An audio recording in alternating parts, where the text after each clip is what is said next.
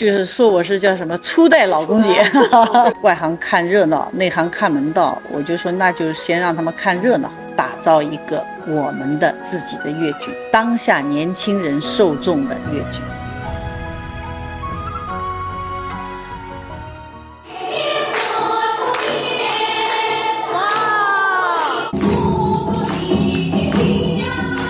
3月28号开始演出的，其实到暑假基本上达到100%，那个时候我还是挺忐忑的，我就不知道能不能持续到年底。那现在看来4个卡司组全部卖没了，对，那我就觉得它不是说一定是冲演员的，它是冲这个新龙门的这个 IP。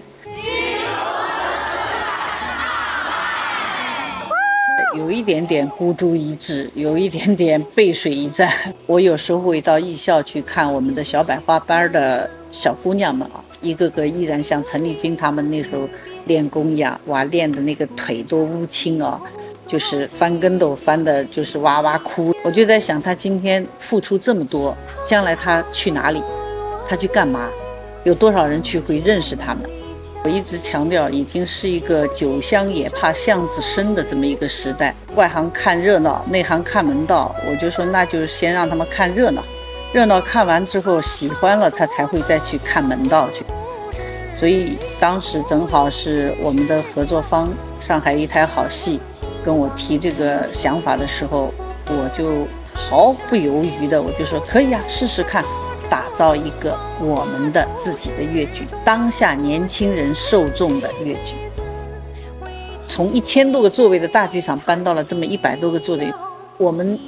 一点不因为这是个小剧场我们就马马虎虎对付一下，我们依然想创作一个崭新的一个新的作品，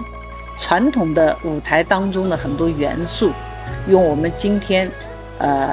新的一种对武侠剧的诠释来搬到了现在这个。我当时脑子里就想着，我跳出来的就是陈军馆里的绯闻啊，韩剧里头宋仲基演一把扇子心上，哇，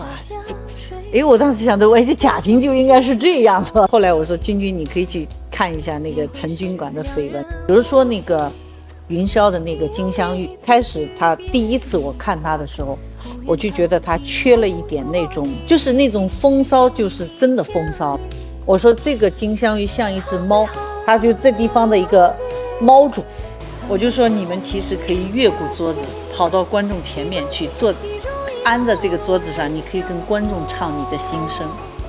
唱念做打的基本功，没有一点点在这儿打折扣，反倒让他们更加的年轻化。为什么？他们觉得很好玩，跟观众可以交流啊。